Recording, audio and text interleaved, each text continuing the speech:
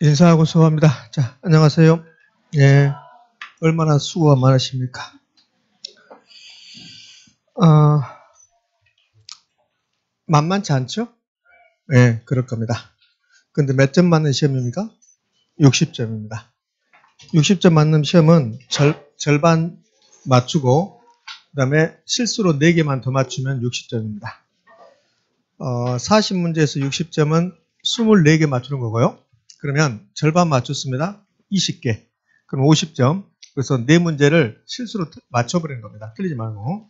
그러면 60점이니까 막 여기 너무너무 힘들다. 그러면 계속 힘들어지는 겁니다. 그러지 말고 이건 내가 할 수 있다, 할 수 있다. 그런 자신감이 중요할 것 같아요.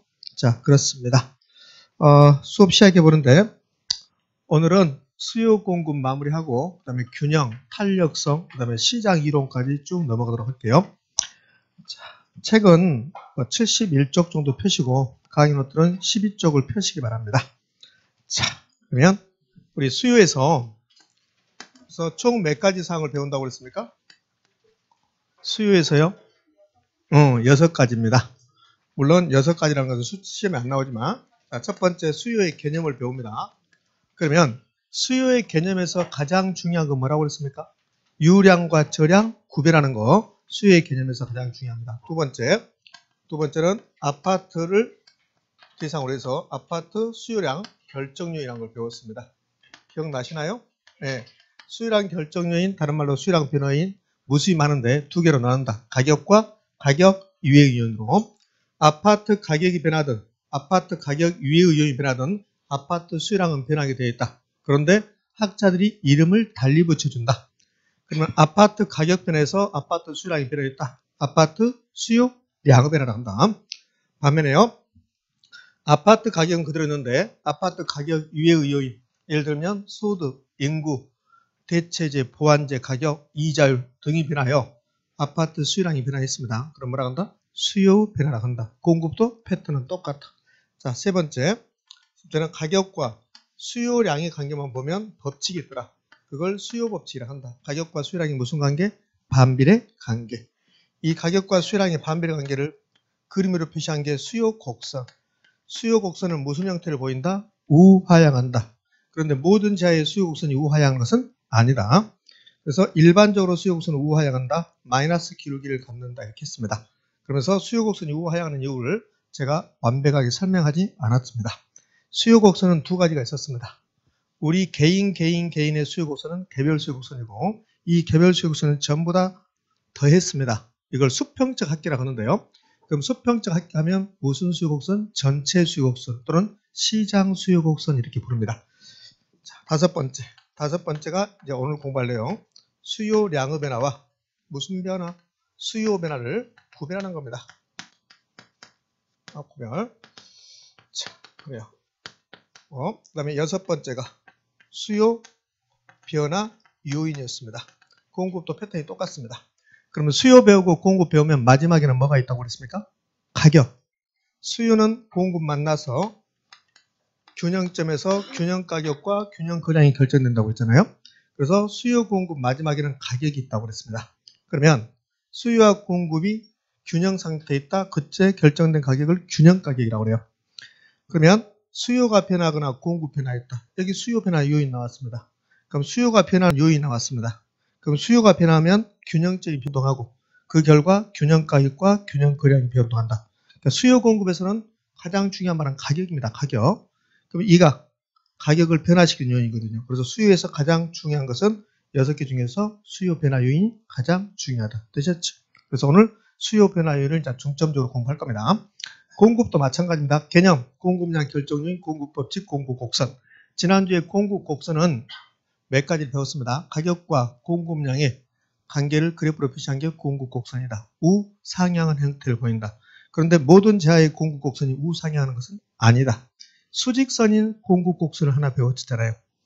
토지의 부정성을 반영한 토지의 물리적 공급선은 무슨 형태를 보인다? 수직선의 형태로 나타난다. 그래서 공급곡선을 배우고 나서 토지의 공급곡선, 물리적 공급곡선, 용도적 공급선, 시장 공급곡선, 개별 공급선, 단기 공급선, 장기 공급선 이런 게 있다. 기억나십니까? 그렇죠. 그런 내용을 배웠습니다. 자, 그러면 공급 양의 변화와 공급 변화, 공급 변화 요인. 다른 것은 모두 다 일정한데 공급 변화 요인이 변화했습니다. 그럼 공급 변화 요인이 변하면 공급이 변했다는 소리입니다. 그러면 뭐가 변하고? 균형이 변하고 그 결과 균형 가격과 균형 거래량이 변한다. 그래서 공급에서도 가장 중요한 것은 공급 변화 요인이다. 되셨나요? 자, 그래요. 그러면 이제 오늘 여기 수요량의 변화와 수요 변화 이제 공부할 겁니다. 여러분들 너무 긴장해 하고 있는데 긴장할 거 없습니다. 이렇게 긴장하십니까? 좀 어젯밤에 축구 잘하대요. 보셨습니까? 그래요. 사람 한 명이 그렇게 축구를 바꾸더라고. 선수가 들어가서 엄청나게 바뀌더라고요. 우리나라 선수들이 잘하는 것도 중요하지만 중국 애들 쩔쩔매는 거 그렇게 기쁠 수가 없다. 우리나라가 대단한 것 같아요. 봐봐요. 이게 인구로 보면 도저히 상대가 안 되잖아. 근데 중국 애들은 우리한테 상대가 안 되나 축구가.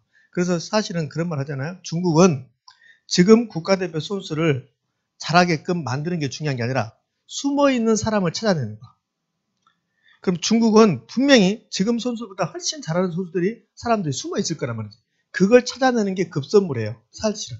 그러니까 지금 선수들을 잘하게 만들지는 안 된다니까. 이건 한계가 있으니까 분명히 숨어있을 거라고. 그 선수를 찾아내는 게 훨씬 더 빠르다고. 자, 그 일을 해야 되는데 계속 그 선수만 가지고 이렇게 하고 있으니까 우리한테 질 수밖에 없죠. 자, 우리는 찾기 쉬워요. 사람이 몇 명 안 되니까. 근데 중국은 너무 많으니까 찾기가 힘들어요, 사실은. 그러잖아요. 네. 자, 이제 수요량의 변화와 수요 변화 갑니다. 수요량의 변화 개념 배웠잖아요. 그다음에 수요 변화 개념을 배웠죠. 네. 그러면 자, 다섯 번째로 해서 이렇게 나눠보자고요. 매우 중요한 말이고 여러분 시험에서는 거의 출제할 거니까요. 자, 개념부터 갑니다. 개념은 다 했잖아요. 아파트 수요량의 변화는 무엇 변화해서? 아파트 가격 변화해서 오로지 여기다가 아파트를 한다면 그러면 아파트 가격이 변화합니다. 그래서 아파트 수요량이 변화하죠. 수요량 변화합니다. 이걸 학자들은 수요량의 변화라고 그래요. 근데 앞에가 생략된 말이 있습니다. 뭐가 생략됐냐면 여기 아파트 수요량, 이 아파트 수요량을 결정하는 요인은 가격만 있는 게 아닙니다. 소득도 있고 인구도 있잖아요. 그래서 사실 이 앞에 뭐가 생략됐냐면 가격 이외의 요인은 일정하다고 할 때, 소득, 인구 등은 변하지 않는다고 할 때 아파트 가격만 변했다 이렇게 가정을 하는 겁니다. 그러니까 현실을 너무 가정해버리는 거죠. 현실적으로 보면 아파트 가격도 변하고 소득도 변하고 인구도 변하고 대체재 보완재 가격 다 변해요. 그런데 이걸 전부 다 고려해버리면 그러면 시장 분석이 안 되는 겁니다. 그래서 학자들은 가격 이외의 요인은 그대로 두고 가격만 변했다고 하자 이렇게 가정을 하는 겁니다. 그래서 앞에가 그게 생략됐어요. 가격 이외의 요인은 모두 다 일정하다고 할 때 아파트 가격이 변화했다. 그럼 아파트 수요량이 변화한다. 그걸 수요량의 변화라고 한다. 또 디테일하게 가면 그럼 이 아파트 가격 변화는 몇 가지가 있습니까? 두 가지죠. 아파트 가격 상승, 아파트 가격 하락. 그럼 아파트 수요량이 증가, 감소한다. 이걸 수요량의 변화라고 그래요. 뭐 이렇게 할 수 있잖아. 아파트 가격이 상승할 때 아파트 수요량이 감소하는 것을 아파트 수요량의 변화라고 한다. 옵니까? 있습니까? 오잖아요. 아파트 가격이 상승했다. 이게 변화잖아요. 그럼 아파트 가격이 상승할 때 아파트 수요량은 감소한다. 이것도 뭐라고 한다? 수요량의 변화라고 한다. 반면에 수요 변화는요. 여기다 아파트 수요 변화는 앞에 뭐가 생략되냐면 아파트 가격은 안 변한다. 가격은 일정하는데 가격 이외의 요인, 아파트 가격 이외의 요인. 그럼 아파트 가격 이외의 요인은 한두 가지가 아니잖아요. 아파트 가격 이외의 요인은 소득, 인구, 대체재, 보완재 가격, 뭐 수요자의 예상, 수요자의 아파트에 대한 선호도, 이자율, 동적 규제 엄청나게 많잖아요. 이런 것들이 변화했습니다. 그러면 아파트 수요량이 변화합니까? 안 합니까? 아파트 수요량이 변화하죠. 이걸 우리는 수요 변화라고 한다. 자, 개념 됐습니다. 개념에서는 어떤 식으로 출제하냐면 이런 식으로 출제해요. 아파트 가격이 변하여 아파트 수요량이 변하는 것을 아파트 수요 변화라고 한다. OX, X 그런 식으로. 또 이렇게 출제했습니다. 아파트 가격이 일정할 때 소득의 변화로 수요량이 변하는 것을 수요량을 변화한다. OX, X 이렇게 자 됐습니다. 자, 원인. 그러면 여기 수요량의 변화 원인은 딱 하나밖에 없다고 했잖아요. 뭔만? 오로지 아파트 가격. 정확하게요. 아파트 가격입니까? 아파트 가격 변화입니까? 아파트 가격 변화입니다. 변화. 아파트 가격이 변하지 않으면 수요량이 변하지 않으니까요. 그래서 수요량의 변화 원인은 정확하게는 아파트 가격 변화입니다. 그럼 아파트 가격 변화도 두 가지로 표현할 수 있잖아. 아파트 가격 상승, 아파트 가격 하락. 그래서 수요량의 변화 요인을 찾으세요. 이 수요량의 변화 요인을 찾으세요. 그러면 두 가지가 있는 거예요. 아파트 가격 상승, 아파트 가격 하락. 되셨죠? 근데 가격 대신에 무슨 말을 써도 상관없다? 임대료를 써도 상관없다. 그러면 수요량의 변화, 아파트 수요량의 변화 원인은 총 4가지로 말할 수 있죠. 가격 상승, 가격 하락, 임대료 상승, 임대료 하락 이렇게 표현할 수 있다. 자, 반면에요. 여기 수요 변화 원인은 무수히 많잖아요. 가격 위의 것들이니까. 그래서 아파트 가격, 앞에 써야지. 아파트 가격 이외의 요인입니까? 이 요인 변화입니까? 변화죠, 변화. 정확하게는 이렇게. 자, 세 번째요. 여기 수요량의 변화를 수요 곡선으로 표시해보자. 아파트 수요 곡선으로 표시해보자. 그러면 얘는 수요 곡선 상의 점의 이동입니다. 점의 이동. 이렇게요. 자, 그동안은 이 점이란 말이 중요했어요. 봐요. 아파트 가격 변에서 아파트 수요량의 변화는 수요 곡선 상의 점의 이동. 이 점이 중요했습니다. 점이 중요했는데 최근에 시험에서는 점자를 빼고 나와요. 수요량의 변화는 수요 곡선 상의 이동이다. 이렇게. 그래도 옳은 말입니다. 수요 곡선 상의 이동이라고 하더라도. 그러니까 그동안은 저도 그러고 다른 강사들도 그러고 점자를 찾으세요 그랬습니다. 수요량의 변화가 나오면 점자를 찾으세요 이렇게 했는데 요즘 점자 빼고 수요 곡선 상의 이동이다. 이렇게도 출제하고 있다는 거. 되셨나요? 그래요. 자, 이제요. 수요 변화를 수요 곡선으로 표시할 겁니다. 제가 이건 지금 아직 증명하지 않았습니다. 그러면 수요량의 변화를 수요 곡선으로 표시할 겁니다. 수요 곡선 자체가 이동합니다. 자체의 이동 그래요. 이렇게. 그래서 이 두 가지 비교 가지고 시험을 매우 자주 출제하고 있습니다. 그럼 가격 변했다. 아파트 가격 변했다. 아파트 수요 곡선 상의 점의 이동. 그러면 아파트 가격은 그대로 있는데 연립주택 가격 변화했습니다. 연립주택 가격 변하면 아파트 수요량은 변화합니까? 안 합니까? 큰일 난다. 연립주택 가격 변화하면 아파트 수요량은 변화한다 안 한다? 한다. 하는데 이름을 수요 변화라고 한다. 되셨죠? 그래요? 그러면 연립주택 가격 변했습니다. 대치재 가격 변했습니다. 수요량은 변화하죠. 이름을 수요 변화라고 한다.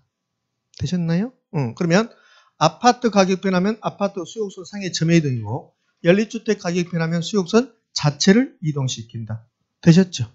아파트 가격 변화는 아파트 수요량의 변화고 단독주택 가격 변화는 아파트 수요 변화다. 맞습니까? 맞잖아요. 자, 이번에는요. 아파트 가격이 상승하면 아파트 수요량의 변화고 아파트 가격 상승에 대한 예상은 수요 변화다. 뭡니까? 있습니까? 다시 해볼게요.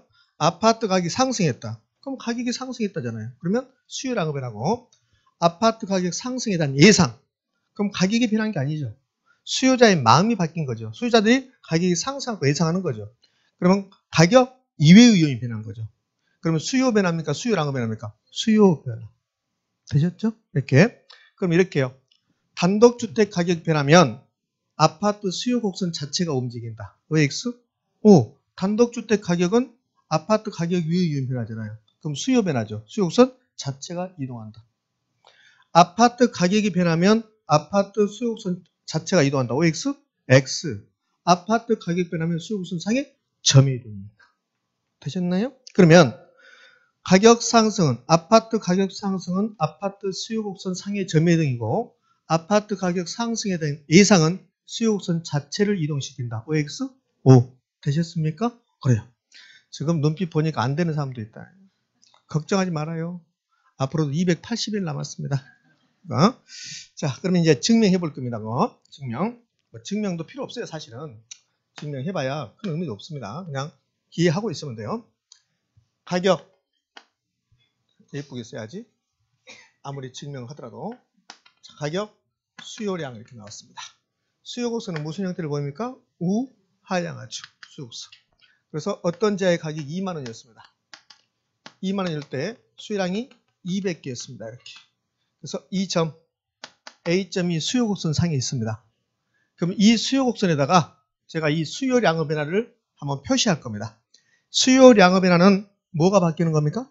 가격. 이 가격이 바뀌는 거라고. 그래서 가격이 2만 원일 때 가격이 3만 원 이렇게 올라가요. 가격이 3만 원 이렇게 됐습니다. 그러면 2만 원일 때는 수요량이 200개인데 3만 원이 되면 그러면 수요량이 감소할 수밖에 없어요. 수요량이 감소해서 수요량이 100개가 되는 겁니다. 그러면요. 2만 원일 때는 200개가 태양하는 수요곡선 상의 A점이가 있었어요. 이렇게. 이 점이. 근데 3만 원이 되면 100개밖에 안 되니까 3만 원과 100개가 태양하는 점은 A점이 아니라는 소리입니다. 그래서 이 점으로 올 수밖에 없어요. 이걸 B점이라고 하죠. 그래서 다른 조건보다 일정하다 할 때 가격이 이렇게 변하면 수요곡선 상의 한 점에서 다른 점으로 옮겨온다. 따라서 가격 변화로 인한 수요량 변화는 수요곡선 상의 점의 이동으로 나타난다. 되셨습니까? 자, 선생님 나는 이해 안 되는데 이해 안 되는 걸 나는 이해 안 된다. 자, 그럼 가격이 2만 원이었는데 가격이 만 원으로 떨어졌다 이봐요. 만 원으로. 이거 가격 변한 거잖아요. 그럼 가격이 만 원이 되면 수요량은 2만 원일 때보다 수요량이 증가하겠죠. 그러니까 가격이 2만 원일 때도 수요량은 200개, 만 원일 때도 200개 이렇게 될 수가 없어요. 가격이 만 원이 되면 수요량은 300개로 증가해서 이게 300개가 만나는 점 2점으로 갈 수밖에 없다는 소리입니다. 여기 C점이야. 그러니까 A점에서 C점으로 오는 거라고. 그러니까 집에 가셔서 아마도 작년에 달력 있을 겁니다. 12월 달 새마을 공고 달력. 그렇죠? 그 새마을 달력을 12월 달 뒷면에다가 이 수요곡선을 그려봐요. 그래서 가격만 움직여봐요. 그러면 하루 종일 수요곡선 상에서 왔다 갔다 합니다. 이해되셨죠? 또 집에 가서 하지 마. 제발 하지 말라고. 그러면 안 돼. 그러니까 무조건 가격이 변하면 수요곡선 상의 점의 이동이야. 선생님 나는 너처럼 이렇게 못 그리겠다. 그리지 마. 시험에 안 나와. 그리라고. 저는 설명하기 위해서 그러니까 그러면 아파트 가격 변했다. 그러면 아파트 수요곡선 상의 점의 이동. 최근에 전자 빼고 수요곡선 상의 이동이 이렇게 나오고 있다. 되셨죠? 자, 이제요. 수요 변화를 설명할 겁니다. 그럼 수요 변화는 가격 변한 겁니까? 가격 위의 요인이 변한다? 가격 이외의 요인이 변한다. 되셨나요? 좋아요. 그러면 이 앞에 뭐가 생략되냐면 동일한 가격 수준에서 그래요. 그러니까 수요 변화는 동일한 가격 수준에서. 이 말은 아파트 가격은 안 변했는데요. 그 소리예요. 그럼 아파트 가격은 불변일 때 이 말인데 우리 시험에서는 동일한 가격 수준에서 이렇게 출제했습니다. 그러니까 가격이 불변일 때 그렇게 해도 되고 동일한 가격 수준에서 동일한 임대료 수준에서 이렇게 해도 상관없다는 겁니다. 이해되셨습니까? 그래. 자, 가자고요. 그러면 여기 가격이 2만 원 있습니다. 가격이 2만 원인데 가격이 3만 원 됐다. 이렇게 되면 수요량의 변화요. 가격이 2만 원인데 가격이 만 원이 됐다. 가격 변화했으니까 수요량의 변화라고. 그럼 수요 변화는 가격은 바뀐다 안 바뀐다? 안 바뀐다. 가격은 그대로 2만 원 이렇게 있다는 겁니다. 3만 원, 만 원. 이 선을 가격 수준이라고 해. 이 나이는 2만 원이라는 가격 수준, 얘는 3만 원이라는 가격 수준, 얘는 만 원이라는 가격 수준을 말해요. 자, 그러면 자, 2만 원부터 출발할 겁니다. 2만 원이었습니다. 수요량은 200개였습니다. 그때 인구가요? 인구가 200명이었답니다. 200명. 그럼 이렇게 된 거죠. 인구 200명이고 어떤 차의 가격이 2만 원일 때 수요량은 200개였습니다. 그 소리야. 근데 수요 변화는 가격은 안 바뀌는데 가격 이외의 요인, 인구가 바뀌었대요. 그 인구 200명이면 수요량은 200개인데 인구가 300명이 되면 수요량은 300개가 된다는 소리입니다. 그럼 2만 원 그대로 있는데 인구 200명일 때는 수요량이 200개고 인구가 300명이 됐죠. 가격 유형이 바뀌었죠. 그래서 수요량이 300개가 돼서 이 점으로 와야 돼요. 그러니까 A점이 A-점을 이렇게 올 수밖에 없다는 겁니다. 똑같은 논리로 3만 원일 때 인구 200명이라면 수요량이 100개였습니다. 인구가 300명이 되면 수요량이 200개가 돼서 이 점으로 오는 거야. B점이 B-점으로. 그럼 여기 원래 수요곡선이 T0인데 원래 수요곡선 상에 있는 모든 점들이 인구가 증가하면 다 우측으로 옮겨올 수밖에 없어요.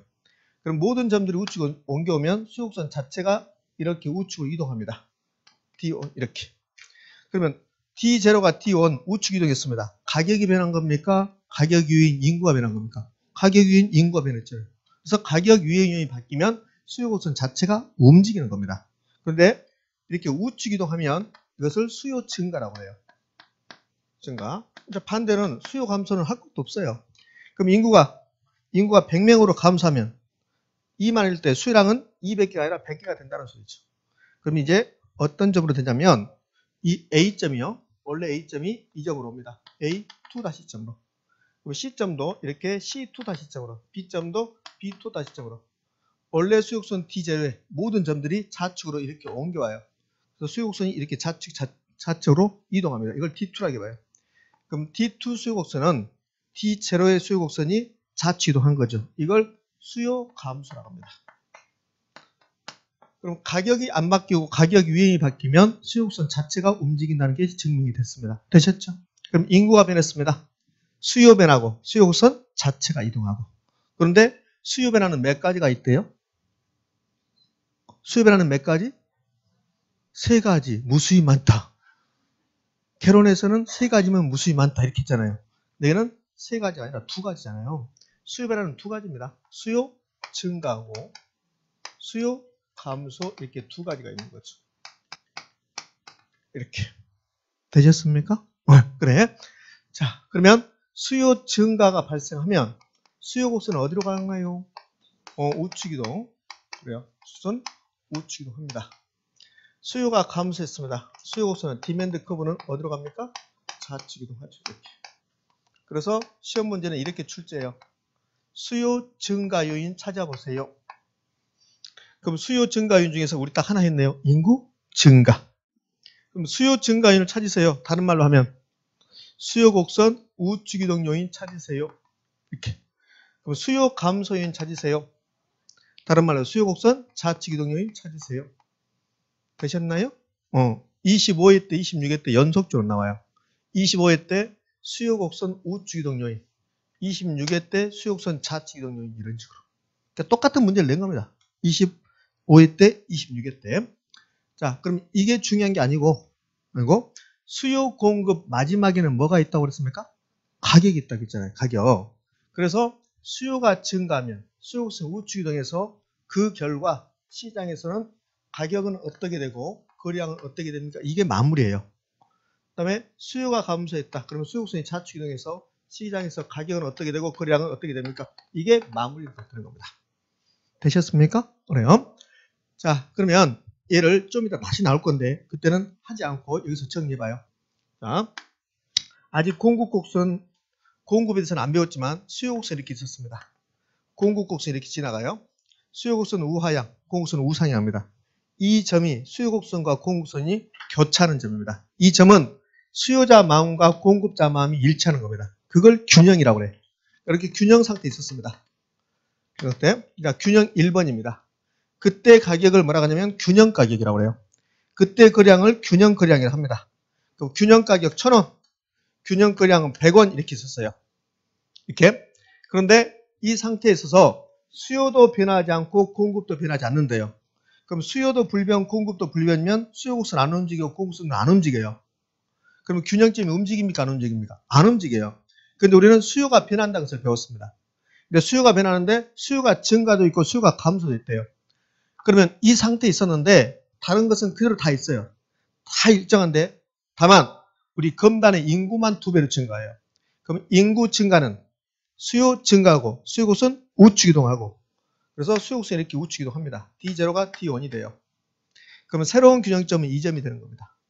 이 점에서 가격은 원래 가격보다 올라갔고 거래량은 원래 거래량보다 증가했죠. 그러면 우리 결론적으로 수요가 증가해서 수요 곡선이 우측 이동하면 시장에서는 가격은 뭐하고 가격은 상승하고 거래량은 증가하거나 이게 결론입니다. 그러면 수요 증가했다 올라갔습니다. 앞으로 우측 이동은 다 올라가는 거 본 겁니다. 그럼 수요가 증가하면 궁극적으로 가격과 거래량은 어떻게 되는가? 그거 물어보는데 수요는 가격과 거래량이 방향이 같아요. 올라갔죠. 올라가고 올라갑니다. 되셨죠? 그래서 수요가 증가하면 시장에 어떤 일이 발생합니까? 그걸 고민하고 있으면 그러면 이제 시험장에 가면 떨어져 버리는 거지. 왜? 고민할 게 없잖아요. 수요 증가했다. 가격 올라갔다. 거래량 증가했다. 그러면 되잖아요. 근데 왜 그렇게 되는지 모르겠는데요. 그거 기억할 필요 없어요. 그냥 가격, 수요 증가했다. 가격 상승, 거래량 증가했다. 좀 이따 설명해 보겠지만 자, 이번엔 수요 감소합니다. 수요 감소하면 수요 곡선이 어디로 갑니까? 좌측으로 하죠. D2가 됐습니다. 새로운 균형점입니다. 새로운 균형점에서는 가격은 원래 가격보다 떨어졌고 거래량은 원래 거래량보다 증가했다 감소했다? 감소했죠. 그러면 수요가 감소하면 수요소의 자충해서 가격은 떨어지고 거래량은 감소했다. 수요 감소 떨어졌다. 가격도 떨어지고 거래량도 감소한다. 되셨나요? 그럼 수요 움직이는 방향과 가격 거래량 움직이는 방향이 같다. 이렇게 하면 돼요. 그럼 수요가 감소했습니다.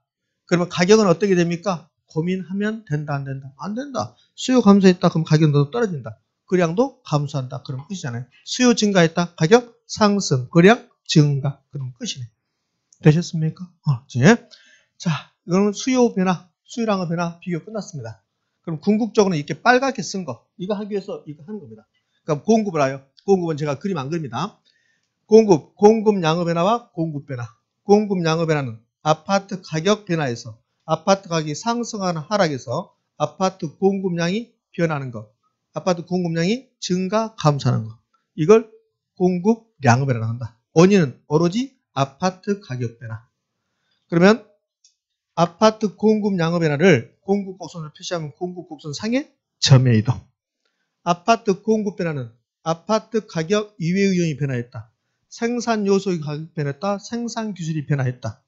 대체재 보완재 가격이 변했다. 그래서 아파트 공급량이 변하는 것을 아파트 공급 변화라고 한다. 원인은 아파트 가격 이외의 요인이 변하는 것. 생산 요소 가격, 생산 기술 같은 거. 공급 곡선을 표시하면 공급 곡선 자체의 이동. 되셨죠? 그럼 공급 변화는 몇 가지로 나눌 수 있다? 두 가지로 나눠볼 수 있다. 공급 증가와 공급 감소로 나눠볼 수 있다. 되셨습니까? 자, 그럼 여기다 써볼까요? 공급 변화는 두 가지가 있더라. 어떻게 두 가지가 있는데? 공급 증가가 있고 공급 감소가 있다. 이렇게. 그러면 공급 증가율이 발생했습니다. 수요든 공급이든 증가하면 곡선은 어디로 간다? 우측 이동한다. 그래서 공급 곡선 우측 이동 이렇게. 공급 감소이 발생했습니다. 공급 곡선 좌측 이동. 그럼 공급 증가요인하고 똑같은 말.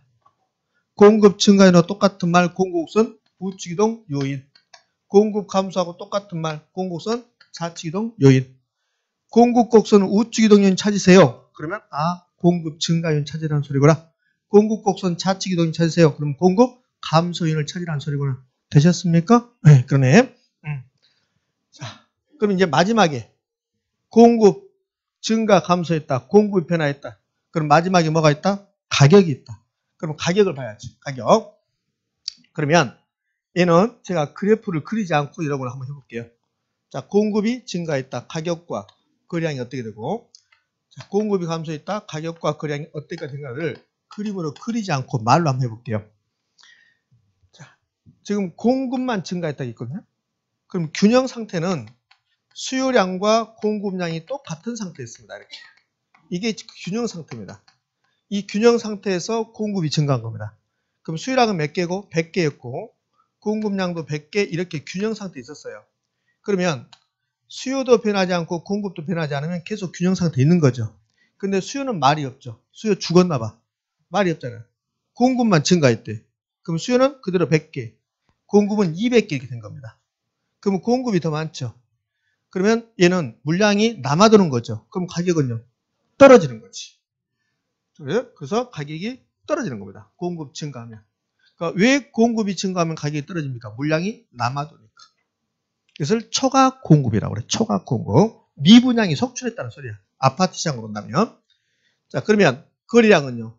거래량은 증가. 그래요. 거래량은 이 앞에 말 그대로 따라가는 겁니다. 거래량은 증가. 자, 이번에는 공급이 감소했습니다. 그러면 공급이 감소하면 100개, 100개였어요. 근데 수요는 말이 없습니다. 수요 100개, 공급은 50개, 공급이 감소해서. 100개에서 감소 50개. 그럼 수요가 더 많죠. 살 사람이 더 많죠. 살 사람이 많으면 가격은 올라가는 거죠. 거래량은 감소하는 거고, 이렇게. 되셨나요? 지금 여기 노랗게 쓴 거 수요 변화, 여기 하얗게 쓴 거 공급 변화. 이게 수요 변화, 공급 변화인데 결국은 여기는 균형이 변동하는 겁니다. 이런 거죠. 공급이 변하면 균형이 변동한다. 그 결과 균형 가격과 균형 거래량이 변동한다. 수요가 변하면 균형이 변동한다. 그 결과 균형 가격과 균형 거래량이 변동한다. 근데 거래량은 쟁점이 될 수가 없다. 왜? 거래량은 앞에 말 그대로 따라간다. 무슨 말입니까, 선생님? 수요가 증가했다. 거래량은 어떻게 되냐? 증가. 앞에 말 따라간다. 수요 감소했다. 거래량 감소. 공급 증가했다. 거래량 증가. 공급 감소했다. 거래량 감소. 공급이 증가하면 거래량이 어떻게 됩니까? 근데 한참 생각에 돌아버리지. 공급이 증가했다. 거래량은 증가.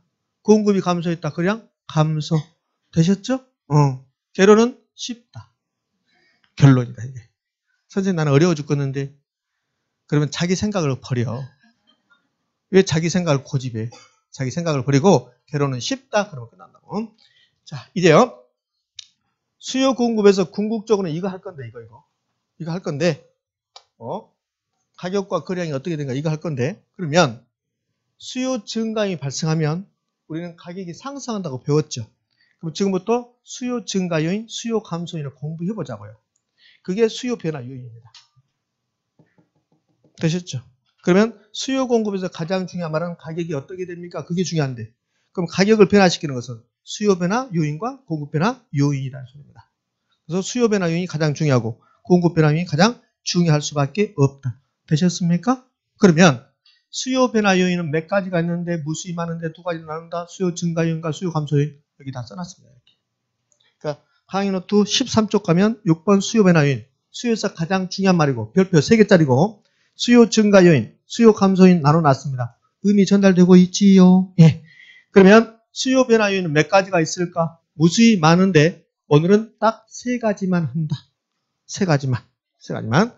그 3가지가 주로 쟁점이 된다. 그러면 지금부터 수요 변화 요인을 할 겁니다. 그러면 수요 변화 요인이 무수히 많으면 공급 변화 요인도 몇 가지다? 무수히 많을 수밖에 없다. 하여튼 올해 여러분들 부동산의 결혼서 60점 미만으로 간 사람 봐봐요. 끝내 그분을 추적해서 얼굴 한번 볼 거야. 예? 예? 다 60점 이상인데 2명이 60점 밑으로 가서 그 2명 때문에 해외여행 못 간다. 그러나 여러분들 가려고 생각하지 마. 다 우리 60점 맞아가지고 해외여행 갈 수도 있을 것 같아. 그런 생각 버려. 누군가가 60점을 일부러 안 맞아. 그래서 어느 분이 그런다? 교수님, 나 때문에 교수님 돈 굳었으니까 그거 좀 주세요. 응? 누군가가 이제 폭탄이 나옵니다. 나는 알아요. 너무 열심히 할 필요 없고 그냥 60점 다 간다니까요. 실제로. 민법만 열심히 하시면 돼요. 그 다음에 공법하고. 자, 수요 변화율 갈 겁니다. 무슨 말인데 첫 번째가 소득입니다. 자, 결론부터. 소득이 나오잖아요. 그러면 소득이 증가하면 수요가 증가합니까? 감소합니까? 그게 중요한 건데 시험은 그거 안 내요. 소득이 나오면 소득 관련해서는요. 이 재화가 정상제냐 열등제냐 그거 구별하십시오. 그게 잘 나와요. 그러면 이제 보자고요. 소득이 증가하면 그러면 재화의 종류에 따라서 수요량이 증가하는 경우도 있고 수요량이 감소하는 경우도 있고 수요량이 불변인 경우도 있어요. 자, 이렇게 3가지 경우 나옵니다. 이 3가지 경우에 따라서 이름을 달리 붙여줘요.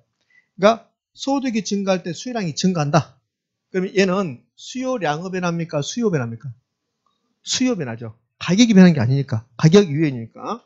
그럼 수요 변화 중에서 수요 증가입니다. 그럼 얘는 수요 곡선이 어디로 갑니까?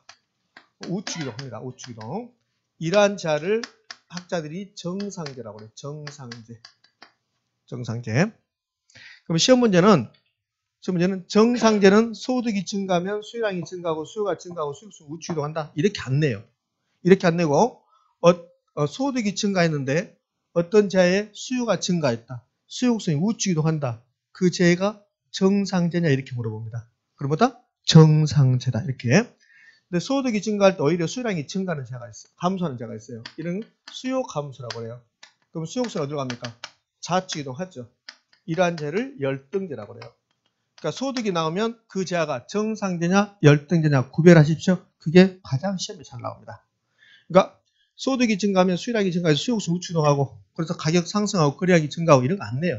안 내고 정상제 열등제 구별하십시오. 그게 시험에서 가장 잘 나옵니다. 그러면 소득이 증가했는데 수요량이 불변이다. 수요도 불변이다. 수요곡선도 안 움직인다. 이러한 재가 무슨 재냐면 이제를 중간재, 중립재 이렇게 해요. 한 번도 시험에 나오지 않았고 그다음에 병작 시험에서 잘 나오지도 않고 우리 시험에서 나올 일은 거의 없습니다. 그러니까 지금부터 정상제를 구별할 건데 정상제를 기억할 건데 정상제가 나오잖아요. 그럼 무조건 소득 방향과 수요 방향이 같은 방향 하고 있다. 그럼 정상제입니다. 소득이 올라갔습니다. 수요량도 증가합니다. 수요도 증가합니다. 우측 이동은 올라간 겁니다. 그럼 무슨 제다? 정상제다. 근데 열등제는요. 소득이 증가할 때 수요량이 감소한다. 반대로 하고 있죠. 그럼 무슨 제다? 열등제다. 따라서 정상제는 소득의 움직이는 방향과 수요의 움직이는 방향이 같은 방향으로 가고 있다. 그럼 무슨 제? 정상제. 반대로 가고 있다. 무슨 제? 열등제. 자, 그러면 이렇게 보면요.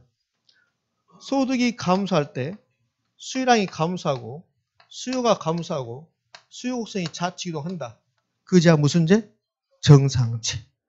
이러면 안 돼요. 소득이 증가할 때는 정상제고 소득이 감소할 때는 열등제고 그러면 안 됩니다. 그러니까 소득 방향과 수요 방향이 같은 방향을 가고 있다. 그럼 무슨 제? 정상제. 월요일 날 민법책을 가지고 있으면 가지고 오면 있으면 정상제인 거고 월요일 날 개론책을 가지고 오면 비정상제인 겁니다. 무슨 말 됐죠? 그러니까 소득 방향과 수요 방향이 같으면 정상제인 거죠. 목요일 날 민법책 가져왔다. 언니 열등제 같아. 그러면 돼요.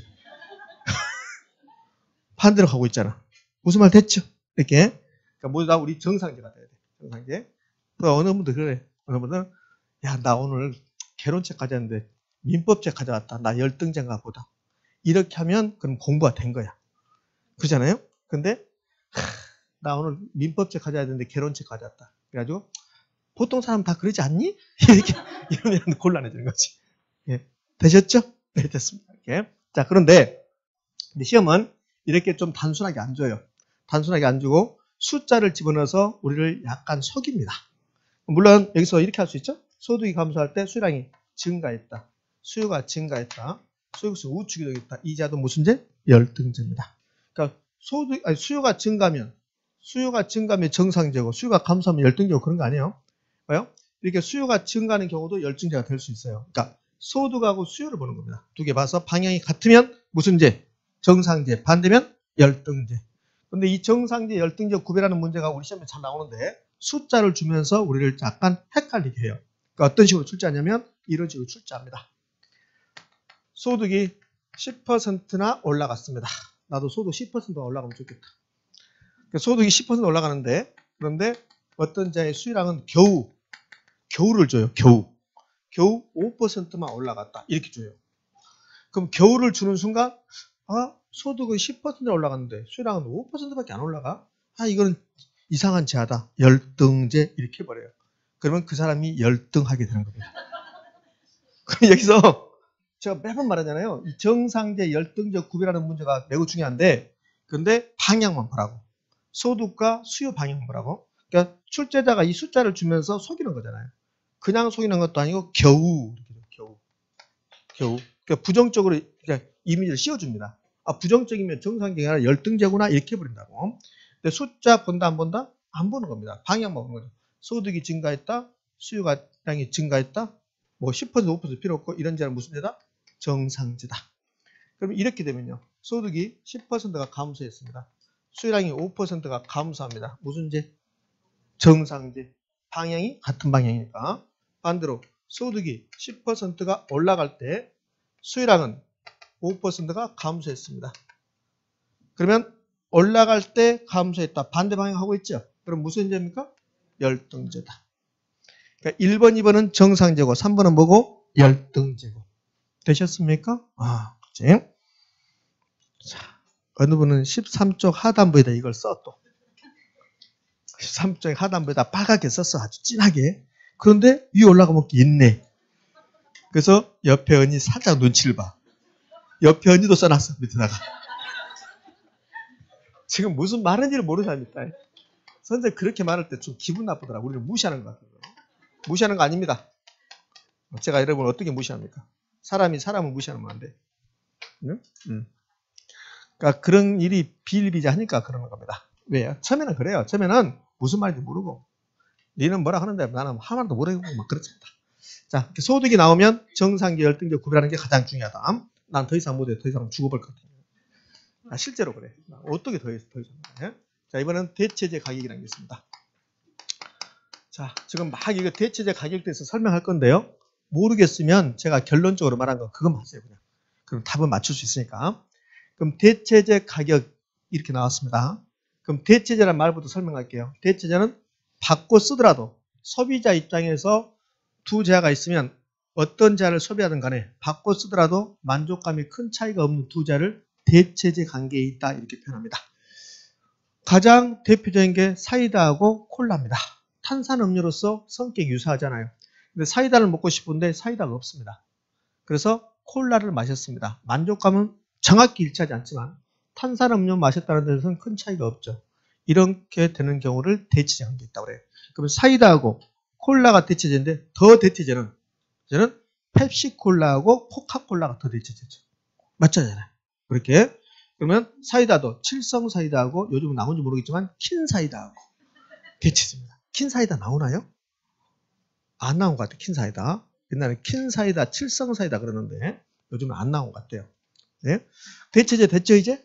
그 대체제가 뭐냐는 이제 시험에 안 나와. 대체제는 뭐가 안 나오고 대체제 가격 올라가면 해당 이제 수요는 어떻게 됩니까? 이렇게 물어봐요. 근데 부동산에서는 우리 부동산에서는 사이다하고 콜라 가지고 시험에 나올 수가 없잖아요. 그래서 대부분이 아파트를 분석해요. 그럼 아파트 수요량을 분석하는데 이 아파트 수요량에 영향을 미치는 것 중에서 아파트와 대체 관계에 있는 재화의 가격이 있다는 소리입니다. 그럼 아파트하고 대체 관계에 있는 게 가장 대표적인 게 연립주택입니다. 그럼 연립주택 입장에서는 아파트가 대체제고 아파트 입장에서는 연립주택가 대체제입니다. 그러면 아파트 입장에서 연립주택 가격이 올라갔습니다. 그러면 이걸 일반화시키면 대체제 가격이 올라갔습니다. 이렇게 한다고.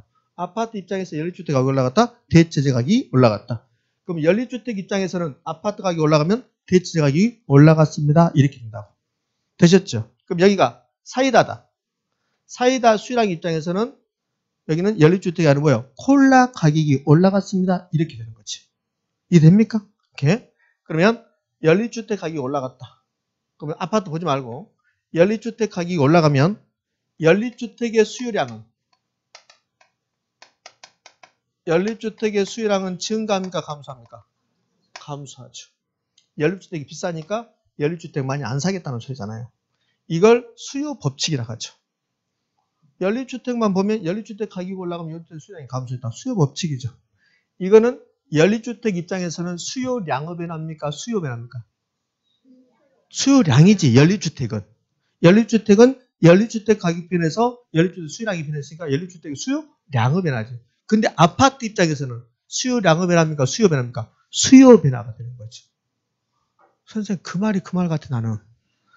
선생님 나는 고모하고 이모가 잘 이해가 안 돼.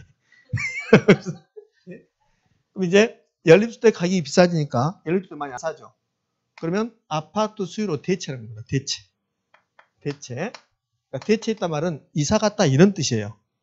그 연립주택에 살다가 연립주택이 비싸지니까 아파트로 이사 갔습니다. 이런 뜻을 해요. 대체가. 이걸 대체 효과라고 해요. 대체 효과. 그럼 연립주택의 가격이 올라가면 아파트 수요량은 증가한다, 감소한다? 증가한다. 그럼 아파트 수요량이 증가했는데 이거는 아파트 수요량의 변화입니까? 아파트 수요 변화입니까? 수요 변화지. 아파트 가격이 변한 게 아니니까. 아파트 가격 이외에 의해 바뀌었으니까 아파트 수요 변화고 아파트 수요 증가다. 그럼 아파트 수요 곡선은 어디로? 우측 이동. 그럼 여기서 수요 곡선이 우측 이동했다. 여기서 끝나면 안 되죠. 그럼 수요든 공급이든 마지막에 끝자락에는 뭐가 나와야 돼요? 가격과 거래량이 나와야 돼요. 그 결과 아파트 가격과 아파트 거래량은 어떻게 됩니까? 이렇게 해야 되잖아요. 그럼 수요 증가했습니다. 수요는 가격과 거래량이 같은 방향으로 움직이잖아요. 수요 증가, 가격 상승, 거래량 증가. 이 가격은 아파트 가격입니까? 아파트 가격이죠. 자, 고개를 설레설레 흔드는데 연립주택 가격이 상승함으로 인해서 아파트 수요량이 증가했고 그래서 아파트 수요가 증가했다고 그 결과 아파트 수요 곡선이 우측 이동하고 아파트를 많이 사니까 아파트 가격이 올라가고 아파트 거래량이 증가한다. 되셨죠? 그럼 볼까요? 이걸 일반화시킵니다. 얘는 지금 밑에는 연립주택과 아파트 사례 가지고 하는 거고 그러면 대체재 가격이 이렇게 올라갔다. 그럼 여기다는 해당자라고 해요. 해당자. 일반화시키면 해당자. 그럼 여기서 해당자가 뭡니까? 여기서 아파트죠. 아파트. 해당자의 수요량은 증가 감소. 증가. 해당자의 수요는 증가. 수요 곡선은 어디로? 우측 이동. 그럼 해당자의 가격 상승. 거래량 증가. 이렇게. 저를 어여삐 좀 여겨주세요. 어여삐 여긴다는 말은 무슨 말입니까? 불쌍히 여긴다는 소리잖아요. 실제로 그래요. 훈민정음이 나오잖아요. 어린 백성이 이루고자 할 배 있어도 알리지 못하니까 이를 어여삐 여겨. 불쌍히 여겨. 그러잖아요. 그러니까 저를 어여삐 여겨주라고. 그게 무슨 말이에요, 선생님? 제가 이거를 이번 주에 몇 번 할 것 같아요?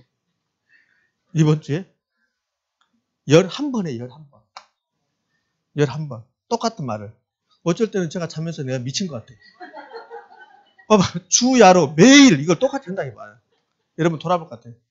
여러분들 일주일 내내 오전, 오후로 이거 한다고 봐요. 집에서 공부한다고 봐. 이틀이면 짜증나 미쳐. 그래도 저는 실제로 이렇게 하고 있다니까. 이번 주는 11번이 아니라 9번이야. 그럼 한 번은 뭐 했는데 한 번은 월요일 날은 나 수업 안 했어. 왜? 배 아파가지고. 월요일 날 배 아파서 수업 안 한 게 아니라 월요일 날 건강검진 받아서 수업 안 했는데요. 그 불안하죠. 건강검진 받으면 혹시라도 내가 지금 40대에 접어들면서 이게 무슨 문제가 있을까. 근데 굉장히 불안했는데 근데 의사 선생님이 그 의사는 멋지더라고. 젊으신 분이 아주 쉽게 설명하더만. 그 건강검진 받고 나면 설명해 주잖아요. 어떤 상태인다? 위, 그다음에 대장, 뭐 간 이렇게 하더라고. 위 90점, 대장 80점, 간 80점. 얼마나 좋아 이렇게 하더라고. 그 우리가 간이 뭐 어쩌고 저쩌고 설명하 뭐 알 수가 있어요? 모르잖아. 그러더라고. 의사 선생님이 설명해도 모르니까 그냥 제가 말할게요. 위 90점이고 대장 80점이고 간 80점입니다. 그러면 건강 괜찮아요. 괜찮습니다. 괜찮고 드실 거 마음대로 드시고 이렇게 하더라고. 예? 그러니까 이거 받았죠. 기분이 좋아. 그러니까 이거 받아서 기분 좋고 그다음에 또 뭐 한 번 안 했고 하루 동안 11번 할 거 2번 줄여서 9번께 안 왔어. 기분이 매우 좋아. 근데 어제도 쉽게 넘어갔는데 어제도 그제도 이거 수업할 때 수험생들이 매우 빨리빨리 적응해서 쉽게 넘어갔는데 지금까지는 지금 쉽게 넘어가는 것 같아요. 여러분도. 가장 걱정이 이제 내일 걱정돼요. 예? 아무래도 사람이 금요일 날 되잖아. 그러면 막 흥분돼 많이. 그래가지고 금요일 날 야간에는 막 짜증을 내. 왜? 막 5분이나 늦게 뭐 쉬는 시간 주잖아. 그러면 에이씨 막 그래. 막 들리라고 이렇게. 자 갑시다. 이게 이제 대체제요. 그러면 이제 여기 이해되면 좋은데 이해 안 되면 그냥 암기하시는 겁니다. 잘 봐봐요. 대체제 가격이 움직이는 방향과 해당자의 수요가 움직이는 방향이 다 같은 방향에 가고 있어요. 그럼 대체가 올라갔다. 해당자 수요량이 증가한다. 수요 증가한다. 우측 이동하면 올라간다. 올라간다. 올라간다. 이렇게. 되셨죠? 그럼 여기 대체제 가격이 올라가는 거 가지고는 여기 시험 문제를 아주 무궁무진하게 냅니다. 여러분, 여기 소득은요, 간단해요. 소득이 나오잖아요. 그러면 정상제, 열등제 구별하는 거. 숫자 넣어서 구별하는 거. 이것밖에 없어요. 근데 대체제, 보완제 가지고는 엄청나게 시험을 여러 가지를 출제할 수 있어요. 가장 쉬운 것은 이렇게 되는 거예요. 대체제 가격이 올라갔다. 그럼 해당제 수요 곡선이 우측 이동한다. 맞죠? 대체제가 올라갔다. 해당제 수요 증가한다. 대체제 가격이 올라가면 해당제 가격도 올라간다. 이렇게 되면 가장 쉬운 거죠. 왜 쉬울까요? 우리가 이렇게 배웠으니까 그래요. 이렇게 배우고 있으니까. 그런데 출제자는 그렇게 안 내고 이렇게 내요. 이렇게. 그러니까 우리는 대체제가 올라가면 해당제 수요가 증가한다. 수요 곡선이 우측 이동한다. 이렇게 배웠잖아요. 근데 시험 문제는 다음 중 아파트 수요 곡선을 우측 이동시키는 요인을 이렇게 물어요. 그럼 아파트 수요 곡선 우측 이동 요인은 한두 가지가 아니죠. 그 중에 대체제 가격 상승이 있다는 겁니다. 그러면 다음 중 아파트 수요 곡선 우측 이동시키는 요인 이렇게 물어봤습니다. 그런데 4번에 대체제 가격 상승이 있다. 그럼 답 몇 번? 4번. 대체제 가격 상승은 아파트 수요 곡선 우측 이동시키니까. 되셨죠? 또 이렇게 물어보죠. 다음 중 아파트 가격을 상승시키는 요인을 물어봐요. 그럼 아파트 가격 상승시키는 요인은 한두 가지 아니겠죠. 그 중에 뭐가 있다? 대체제 가격 상승입니다.